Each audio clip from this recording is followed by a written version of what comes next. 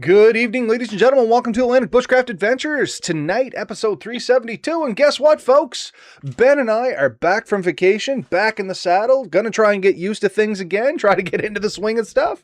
But no, seriously, yeah, just to work out some of the bugs here and get back into the flow of things and maybe chat about some of the stuff we done while we were off on vacation.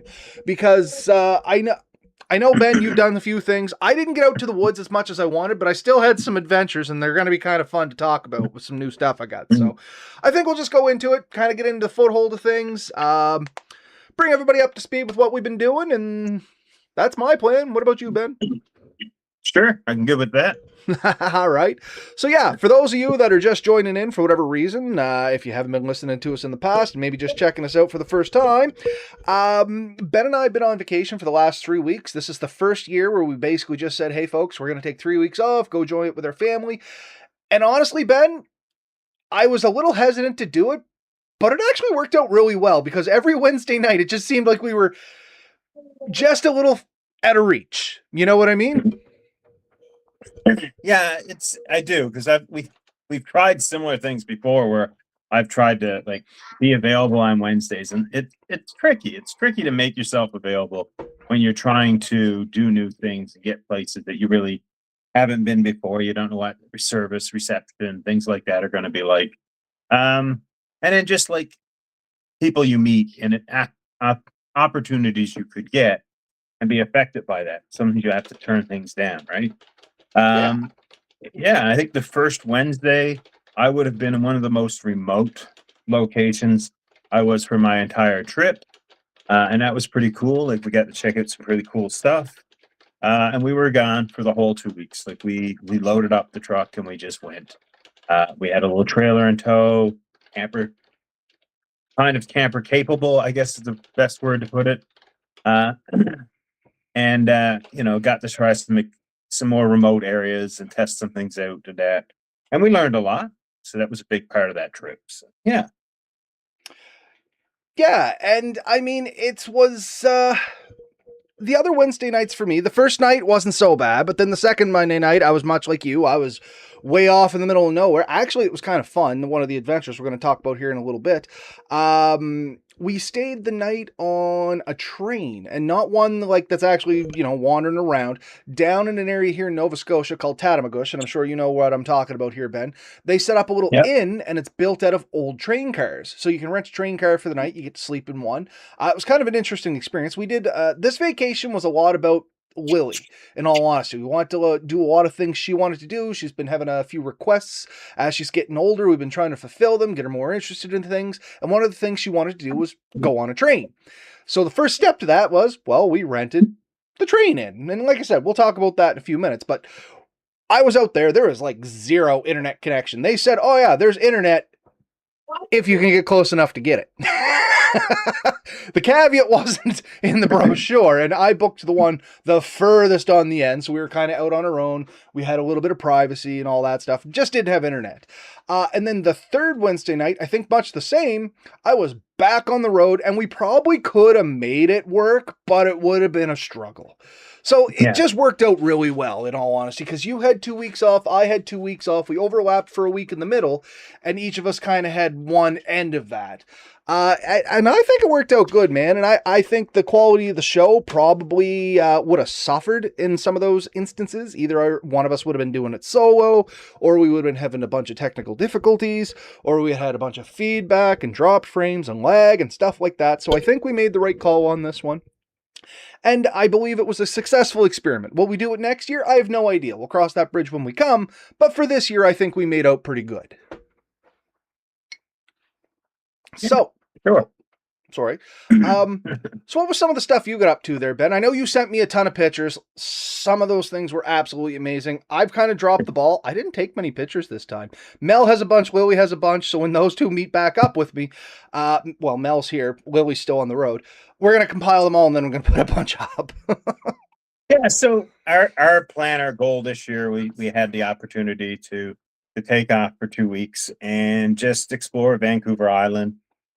So that was the plan. It's been a plan for quite a while, and we really kind of enjoyed it. So like I said, we had rigged up the truck to have all the camping gear we expected, plus a bit extra. And that's one of the things we have to really learn to curb some of that stuff. We took stuff that we didn't need that takes space, but it's nice to have, fun to have things. So there's at least two items we took that could have reduced our truckload by maybe as much as a quarter, like our extra gear that we probably didn't need. We also learned some camping things, but it that was kind of the functional side of it. But it's just really nice to see places I've never been. There are some gorgeous places, and some of it was bushcrafty, and some of it was just more neat spots I'd never seen. So we checked out like the remote pub in Vancouver Island, and we got to see whales from the beach, and we got to see waterfalls that uh, literally carved their ways through the rock and came out the other side. Uh, Yeah, like some of the videos and some of the pictures you sent me, like the waterfalls and stuff like that, man, it looks spectacular. I thought we had good waterfalls here. Those things were like majestic, almost fantasy like. There was that one waterfall you sent me that was kind of in its own box canyon. That looked yeah, as neat as hell, in all honesty. yeah, it was. And honestly, that's the type of thing like when we've seen it on like backward roads maps atlas, and we said, well, like it's there, it's not that far. And then we started driving up and we had the trailer in tow, and so we get so far up and then we see trailers pull off to the side of the road, and it looked like they were having issues, and we're like, have we made a mistake? We had a smaller trailer but a big truck. They had a small vehicle and a big trailer. So we got back there, and sure enough, when I got to the end, there's really nowhere to turn around, and I had to um, work my way around. It took a bit of maneuvering, probably most of my driving skills to get it out of the way and turned around so I'd be able to leave when we were finished. And we walked down and we enjoyed it. And it was really kind of cool. And that was one of the more fun things we did. But I I mean, it's something I've always enjoyed, getting out there and seeing things. And that's the big part of this for me. Like we talk about all this other stuff, like the skills we develop, but a lot of them it's just seeing stuff. Without these skills, you don't have the confidence and ability to necessarily see a lot of this stuff, right? And to that point, if people are worried about how many skills they do need to get out there, the big ones to work on, no kidding, is the survival skills or the bushcrafting skills and stuff like that. They're fun. They add to the experience. But really, learn backpacking skills and hiking skills. That's going to get you to a lot of stuff on a day trip. Learn what you need to get out there. And we've talked about this in the past, so I'm not going to beat a dead horse, but really quickly, like learn what needs to be on your feet, learn what needs to be on your body, learn what kind of pack and what to put in it, and then just learn some of the actual little tips and tricks of going hiking. You know, like there's certain ways you can breathe so you don't get shin splints. And I'm sure you know what I'm talking about there, Ben. And after you do it for a little while, you just do it subconsciously. There's little things that will make your time out so much more enjoyable. And that's the kind of stuff you can pick up on. And that's the kind of stuff that's pretty easy to learn, too. I think one of the cool skills you can pick up is how to really pick out a trail. Because knowing how to see what like is a commonly walked route versus an uncommonly walked route really kind of can help you guide you to the more popular and regular places. And if you don't know those little skills, it's easy to walk down the wrong trail. And usually that doesn't end poorly. Most times you just end up walking a little further than you need it. Um, like you said, your hiking skills, learning to climb slightly more difficult terrain, how to keep your load light and comfortable enough that you don't mind carrying it, things like that. And then just having the confidence to do it. That's a big part of it. Like I think more people can do more than they think. They just don't have the confidence. So they second guess themselves and then lose out on these opportunities. Well, I think you said this once before, and I know we're pushing the envelope to the extreme here, but once again, kind of getting back to past episodes, Ben does have a little bit of experience in the militia. And one of the things that you had said that always stuck in my mind is when you think you are absolutely done, you got nothing left, you're only about halfway there. Your Yeah, body is yeah, surprisingly more resilient than you give it credit for.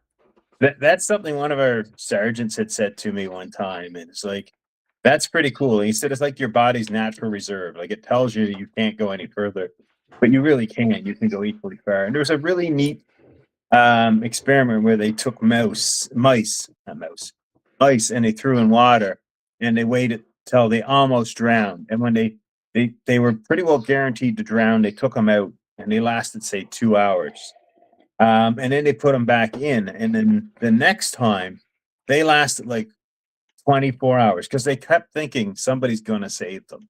And it's the difference. Like you are capable of a lot more, and you just tend to give up earlier. Once you learn that you don't have to give up, like you can survive it, you actually open up that window. And it's not that you got stronger or more capable. You you got mentally stronger. And that is such a big part of everything we talk about here and getting out there and enjoying it is the mental state affects so much of everything else that happens after it. If you go out with a kind of mindset of, I don't know, I'm not too sure about this, and you're timid and you're nervous, unfortunately, that kind of bleeds through to your experience. You tend not to have the best of experiences because you're always a little bit more reserved. I don't blame you going in to be a little cautious if you're trying a new skill, but go in with confidence on it too, going, yeah, I might fail, but so what? I'm going to learn something. I'm going to try something new.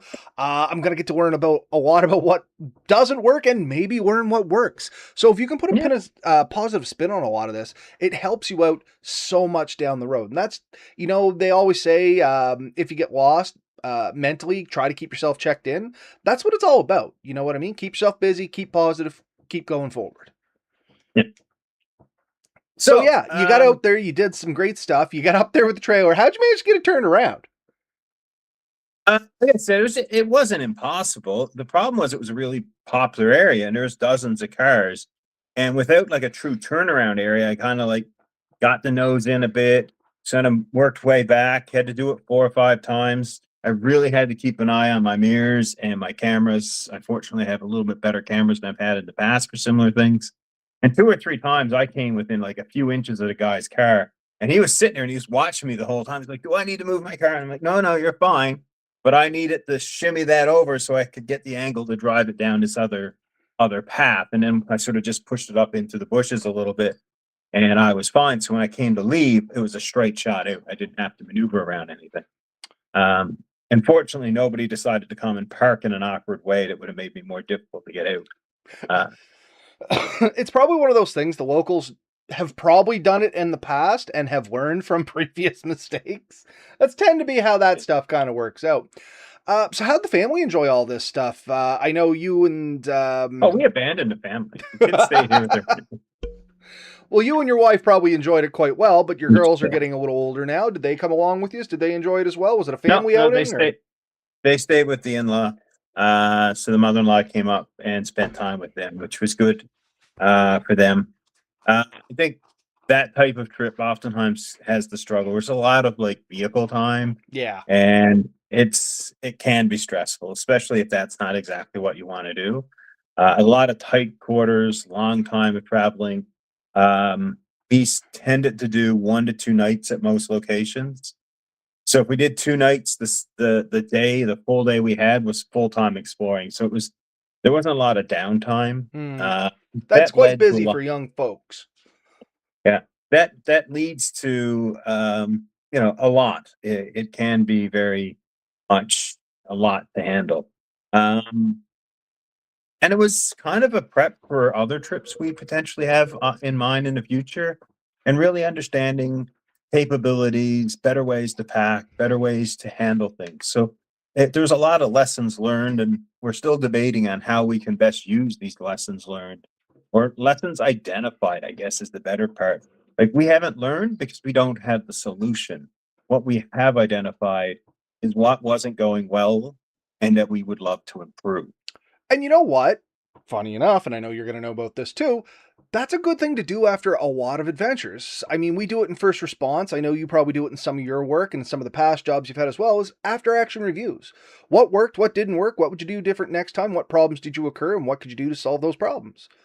Mm. That's a good thing just to step back objectively and say, okay, let's list all these things down, especially if you're new to the adventuring gig. And you'd be surprised what you learn just by kind of laying your thoughts out and going over them a couple times. And then as you develop it, much like Ben here, you're going to realize your problems right away and you'll start thinking of the solutions pretty much on the spot. Okay, next time we'll pack it this way. Maybe we take this, like you said, we could bring a different piece of gear and save ourselves a whole bunch more time, but you don't really know until you get out there and try it. Yeah.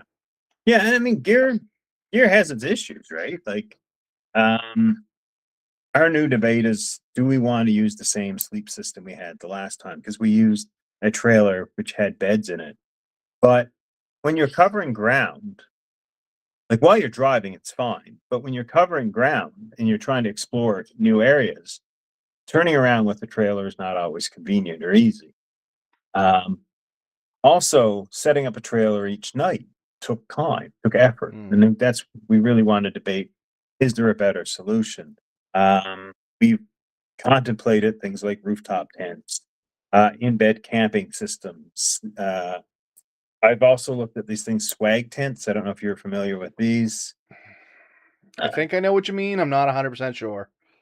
so it's more of like a tent. There really isn't anything there, but the whole thing folds up as one piece. Oh, So your okay. sleep system stays inside of it, your blankets, your Yeah, I know pillow, exactly what you mean. and you roll it up. Now they Oh, your take up sleep a fair system bit of stays space. in it. Not what I thought. I was thinking more of those spring open tents. No, no, it's they're more popular, I guess, in Australia, and it kind of reminds me very much like the bedroll tent, Mm-hmm. like the cowboy tent. Very, they're small, like almost coffin sized in a lot of ways, and you just, but when you roll them up, like it's still, and it's arguable, like depending on which sleeping system, you can make anything more or less efficient. But the one guy I watched, he argued that when you add everything up, it doesn't take up as much room to doing it in a tent. And they like it for comfort and ease. So yeah, what I'm looking for is what's going to work because our next trip is planned to be even more remote than our last trip. Fun. Looking forward to hearing about that. I don't know if you told everybody either. You got a new toy. Are you willing to talk about that or not so much? It's just I picked up a full size pickup, and that was, we had a minivan before, and we had a small SUV, and we still have the SUV, but we picked up a full size truck to, and there was some debate with that. It's always like compromise when you choose something, but traveling with, three people that are basically adults now, like our kids aren't kids so much as small adults. Yeah, they're young adults. Yeah. It's hard to cram them into the back of a small pickup truck or a mid-sized pickup truck. The gear that goes with, you know, That many 5 people. people. Yeah, and a dog tended to be getting a bit much. So we were struggling with our old setups. And so we're trying something different. Also, like the minivan more or less had the cargo space, but not the capability. The SUV had the capability, but not the space. So this is something that kind of bridges that gap. And Something that's so something I was thinking about, and you kind of mentioned it there. You ever think about you got the full size box on that, if I'm not mistaken, or close to a full size box, at least 6 feet. What about just putting like a cap on it and throwing an air mattress in the back? I used to do that for ages. so it's a 5'8" box, and I'm easily six You're too feet. tall. Yep. So I could sleep in it, like I lid down in it. I have to turn to the side Sideways a on an bit. angle, just right. And right now we have a tonneau cover on it. The tonneau cover really only gives you like 19, maybe, yeah, about 19 inches of clearing. So if you're trying to slide under that, and that's really, I think there's a safety concern on opening it all up while you're in it would be tricky Hmm. or difficult. Um, I like the idea of a cap, but maybe like some kind of system to drape off of it so you can have the tailgate down and I have the length. That's not my wife's favorite solution, so we're looking at for other solutions. We really seriously looked at, is there a way of rigging up a rooftop tent that could go in the back that would fold up and give us more usable room? Well, you can get those Uh, truck box tents, right? I can't remember. I've been looking at one for mine because much the same. I got a 5.5 foot box. Nobody laying down in that thing. So you got to put the tailgate down, and that's the way this tent's designed. Because my tailgate's fairly long. When you drop a tailgate, you actually get like 7'4" or yeah, something to the length of the bed. So it's plenty long for us because we're not super tall. But this tent sits in with the tailgate down, so it gives you that extra bit, and then you can actually buy the extra piece that goes on the outside and gives you like a big screened in sitting room. So it's luxury, but very quick to set up. It's just two poles. Just you leave it in the bed. And this is from what I've seen. This is not the manufacturer's instructions. This is people's tried and tested methods. You leave it in, you put your gear on top, you strap it all down the way you want, you go for your drive. Once you get there, you pull your gear off, you shove your 2 poles in, the whole thing pops up and you're good to go. If you're going to be doing long distance driving, then they do recommend you pack the whole thing up. But if you're just like running down a road, from one campsite to another, keeping it under 80, they just say throw their stuff on it. When you get there, put the 2 poles in and off you go. I'm planning my next trip may include a few 1,000-kilometer days. Yeah, that's getting long on the road. So good trips, big groups of people, it's going to be a little bit more uncomfortable. So I imagine the girls will probably stay home for some of that. So that is the debate. Like, we have miles to make. We have to make the miles. So how do we, like, 2 pieces of equipment we took on the last trip that I really have to question whether they could make it. And there is argumentatively good reasons to take it. One was a hammock stand that my wife likes to use when she's laying around camp. But honestly, we didn't really get it out. The effort to put it up was significant. And the other is an inflatable canoe I have, which I love. I absolutely love my canoe. But the opportunity to set it up, like during the day we were traveling, or so the only time we were at camp was a few hours in the evening. And the feeling of setting it up for an evening and then trying to get it dry and then taking it down so we can travel the next day.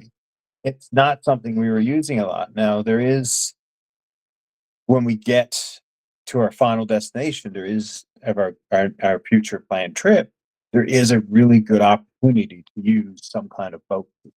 Nice. And I don't know you can rent one at that location. So I don't know what the options would be, but I think I am going to look at it, because even if I have to pay somebody to take me out in their boat so I can do that section, it might be better than trying to take a 2 foot by 2 foot by 3 foot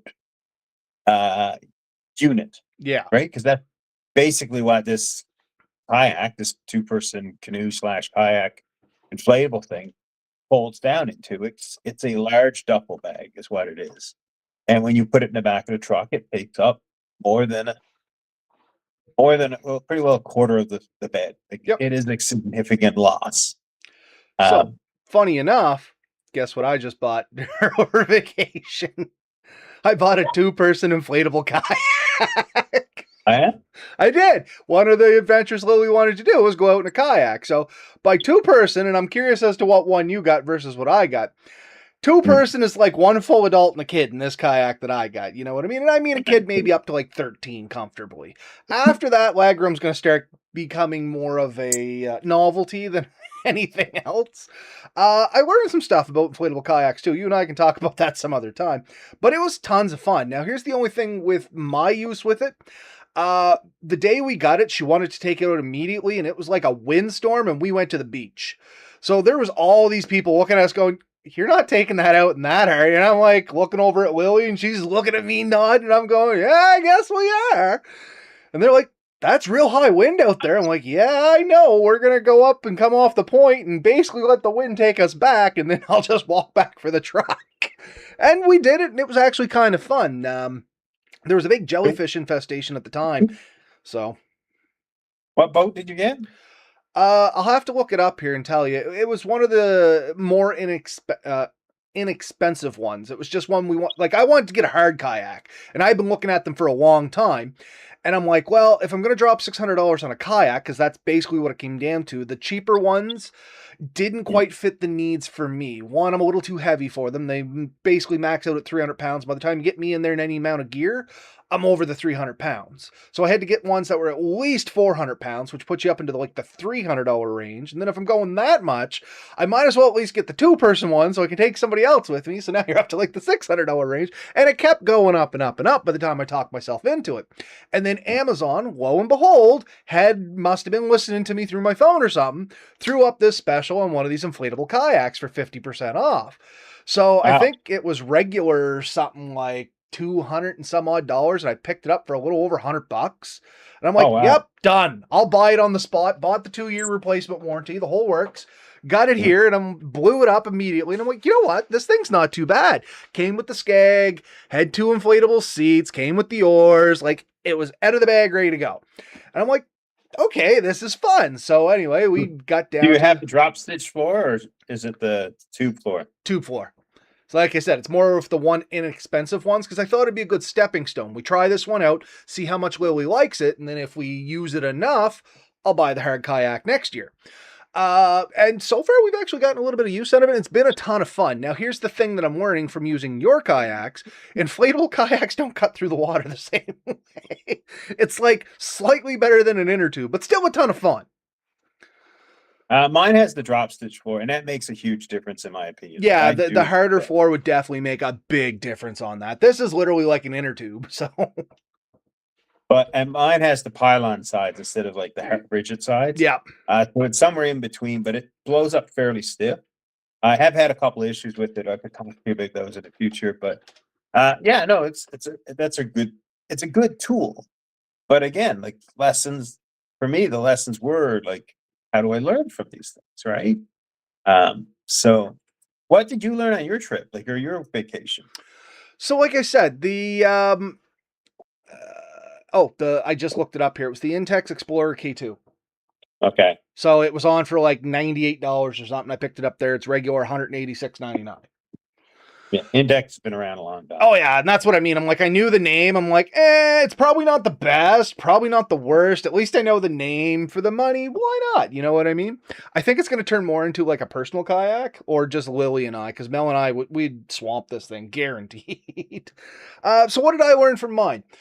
Like I said, I didn't get out into the woods as much as I wanted for any real length of time. We did quite a few trips where we did some traveling and stuff like that. What I learned from mine were more vehicle related. So one of the big things that we did during this vacation was, and I talked about this in the past on the podcast, and never really came back to it, but I purchased a second four-wheeler for Melissa, and it was a little older one. Really good shape, ran really well, all-time four-wheel drive. And then we kind of turned it into a project. We bought like a windscreen for it. It needed the seat reupholstered. So we did that. We're painting it like fluorescent pink here in a couple days. So we really kind of tuned it down to how Mel wanted it.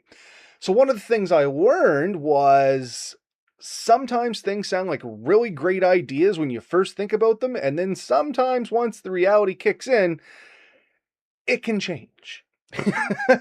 So never set your mind up too hard in one box, I guess. Don't box yourself in. Always leave yourself kind of a little bit more open-minded for things. Because, I mean, nothing went bad here. It's just we got this other four-wheeler and we're like, okay, the second the thing's ready, we're basically going to be living on the trails. We'll pack up the tents.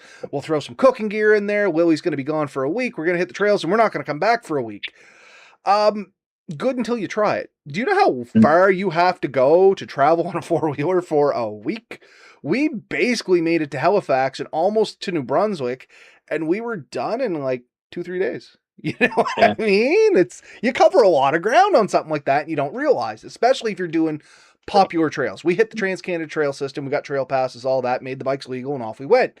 But you cover so much ground. We were expecting to travel so much less distance and so much more time that we burnt everything up super fast. And instead of having a week-long adventure, we ended up having like 3 one-day adventures at the best, and they weren't even full days. We ended up stopping at places to eat and kind of go sightseeing in some of the towns we passed and things like that, and still covered so much more ground than we actually intended to. We left from Pictou and we hit the New Brunswick border, you know what I mean, one day on ATVs. We expected that to be a 2-day drive. Yeah, well, I mean, there's a fairly popular thing in your areas where you drive. You can drive all the way to Newfoundland Ferry, get on the ferry, and then go all the way to St. John's. Yep, and a lot of folks do that, especially with the snowmobiles in the winter. Yeah, and then they go off into the highlands up there. Yeah, so you can go for miles. Like you can go 4 or 5 days in Newfoundland. Like just and I think that's what we need to do is look a little broader. Our scope was a little too narrow for the plans we had. We could have went so much further with a little bit more planning. Now that we know how far we can go and how much time, because we weren't even traveling that fast, but it's surprising how fast you actually are traveling. We averaged about 20-25 kilometers an hour. We thought we were going slow to enjoy the trails, but you're covering 25 kilometers every hour. You know what I mean? And most of the times it's not like roads where you're winding through and around stuff. These are old rail beds. Rail beds were built pretty much bang straight to get to where you need to be in the shortest amount of time. And that's what you have to figure with those kind of trips. Like, is this, I'm going to take my time. I'm going to go down. I'm going to check out the streams. Am I literally meandering, or am I doing it to make ground? And some trips I do, ground is the goal. And other trips, I don't care if I ever make it to the goal. The goal is to see what I can see and do things by air. And if I was doing something like that, I could end up anywhere, right? Um, so you have to set your trip idea. Like a lesson learned there, right? Like how to estimate how much time you're going to take. Because it's easy to over or underestimate those goals, right? People who plan on doing large distances oftentimes fail to meet them, and people who set easy goals can find, hey, That's what we did. We set easy goals because once again, I had to do a bunch of work to my ATV. So I tore the motor down, reset the valves in it, had to rebuild the carburetor. Just it needed work. You know what it did? You know what I mean? So I took like a full day, rebuilt my bike. Then I took a full day, rebuilt Mel's bike and put all the extra parts on. That actually took 2 days because by the time we went to do the upholstery, realized we didn't have the right staples. That's a whole other story. But yeah, it took a couple days. And then we got it all done. I'm like, oh my gosh, we're a day behind. How are we ever going to make up this time? And then still, we ran through our time like that and still had time to spare at the end. So we way overestimated how long it was going to take us to get around. And I think yeah, next time, if we're going to do this again, we're going to like be like, all right, we're going to plan to travel 5 times that amount and just see where we get. yeah, sounds like a good trip though. But that's the thing. I like bought the fuel can, great big jerry can to strap onto the bikes. I was like, okay, we should be good for like 500 kilometers without stopping. That's a long way in a straight line. We didn't burn up half of that. By the time we left Pictou and got to the New Brunswick border, I think that was the first time we needed gas. You know what I mean? Like we didn't burn through near anything what we needed. And by the time we hit there, we could have went to a hotel. We didn't even need the tents. So it was just kind of like, okay, this is eye opening. You know what I mean? So what's your range? Uh, trying to think. Couple hundred on mine. Hers is a little less. Yeah, Hers is. I can't remember when she hit empty. I still had a quarter of a tank. Mine's a little okay, bigger bike too. I got a Honda 500. She has a Yamaha 400. Hers is okay, all-time four-wheel drive. Mine is selectable four-wheel drive. Both are manual transmission. Um, very similar bikes. I'll put pictures up off them here in a little bit. Maybe once we get it painted. Oh, I don't care if she hears this or not. We put aftermarket handle grips on it. She bought these ones from the dollar store. I kid you not, they're bicycle handles, and they had the holes in the end for tassels. So you know what old Robbie picked up halfway through the trip? Found him in one of those little, niche stores, and I'm like, all right, I'm buying these. She wasn't looking. I bought them, jammed them in the damn thing. She comes out, what the hell are those? I'm like, those are your tassels. So now she's driving around with tassels. The trick kind of backfired on me. She loves them. But it is hilarious to watch go down the trail because you're not expecting something that looks like a 12-year-old's unicorn bike to like drive down a trail. Hmm. And God love her, that's what this thing looks like, especially once we paint it like this fluorescent pink she's going after. It's going to look like a unicorn going down the trail with sparkles blinging off it. But at the same time, an important point to this is if you're buying something to have fun, have fun. Don't get held back with dumb things like, oh, it's going to look stupid. Who cares? It's yours. You're going out to have fun. Be silly. You know what I mean? And yeah, that's what this is all about. And that's where we really had a ton of fun on our adventures. We went out with zero expectations of, here's what we got to accomplish. We had loose guidelines, which obviously we set way too loose. And we just mm, had a blast doing it. You know what I mean? And that was kind of another thing I learned from this. Sometimes no structure is the best structure if you can get away with it. It's a complete yeah. mindset. It can also throw you off real bad too. But it has its place, and it was a ton of fun. Like with the kayak, we just kind of winged it. We threw it in the truck. I was driving to a lake that was supposed to be calm, and I'm like, Lily, do you want to go try this in the lake? No, let's go to the beach. I'm like, all right, off we go. And that's how we ended up there. You know what I mean? And a couple other things that we had done, I guess I'll mention because I know we're at 35 minutes here. Another big thing is Lily is becoming very independent while she's swimming. So we emphasized a lot on swimming this vacation, driving around, trying different swimming holes. And we got her one of those full face masks. I'll put some pictures up of that later. It's the ones that like seal your entire face up and then the snorkel comes up the top of it. So for somebody with sensory issues, a lot of times like just the goggles, they'll be fine swimming underwater, but they can't take like nose plugs or the feel of a snorkel in their mouth. It's just no go. Lily always wanted to snorkel, but she couldn't do the snorkel. So we got one of these full face masks, and she has been a fish ever since. She's at her grandparents right now for another week for more vacation, and they just sent us a bunch of videos where they're swimming in Shuby Beach. I'm not 100% sure where that is. I assume Shubenacadie. But anyway, they're off swimming, and she's diving around in this thing, and we got her an underwater camera, and she's been making videos. She has been having a blast, and vicariously, we've been having a blast with her. And that's kind of what this was all about, because she's just at that right age to go out and have a ton of fun, but still be kind of silly like a kid. Nice. Yeah, that's mine. Like I said, I didn't get out on any grand adventures. I planned on grand adventures that just apparently I made them way too small. We need to bump up those numbers, rookie numbers, as the old meme goes. You know what I mean? So anyway, that was one of the big things. And then, like I said, the second big thing was sometimes just wing it. It's a ton of fun if you can get away with it.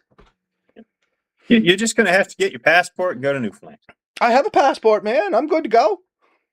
Like I said, we're traveling here someday. I'm just going to go meet you in the States. I don't know how I'm going to work it out yet, but someday you're going to be down at the camp and you're just going to be like, hey, Ben, where are we going, man?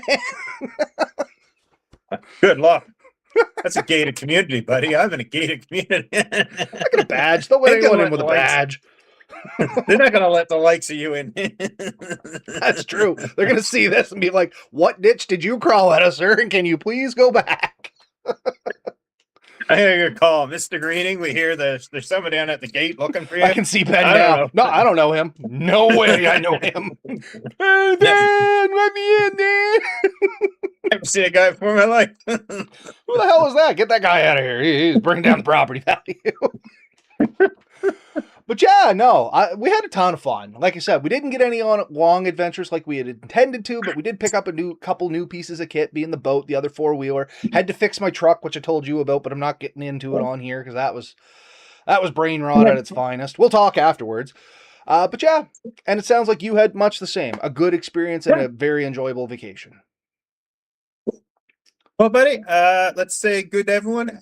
Goodbye to everyone, and get out there, have fun, take some of the skills that we talk about and the things we see, and get out there, explore some new places. The only other thing I'm going to mention is I did pick up some more literature for bushcrafting. I can't wait to read that, so that's something else. I think I showed you, but I don't think I showed all these guys. I'm just going to flash it up because it's right here. Yeah, I picked up some new literature too. Like I said, got these great sale. A young lady that, funny enough, I tested for a driver's license. Oh, yeah? The connections I'm making now, Ben, are awesome, man. And even though you failed her, she still told you something. Yeah, actually, she was still pretty good about it. But anyway, yeah. Good spot to end it. We are a little over tonight, but once again, we're getting back into the groove, getting a little silly, starting to enjoy it. So next week, of course, we'll be back. We'll have a great topic for you. We'll have a good chat, back to the norm. This was just to try and ease us in, get you folks used to us being back on here. You want to run us out there, Ben? And I think we kind of already did, but yeah, get out there, have fun, enjoy yourselves. I'll see you in the next one. Night all.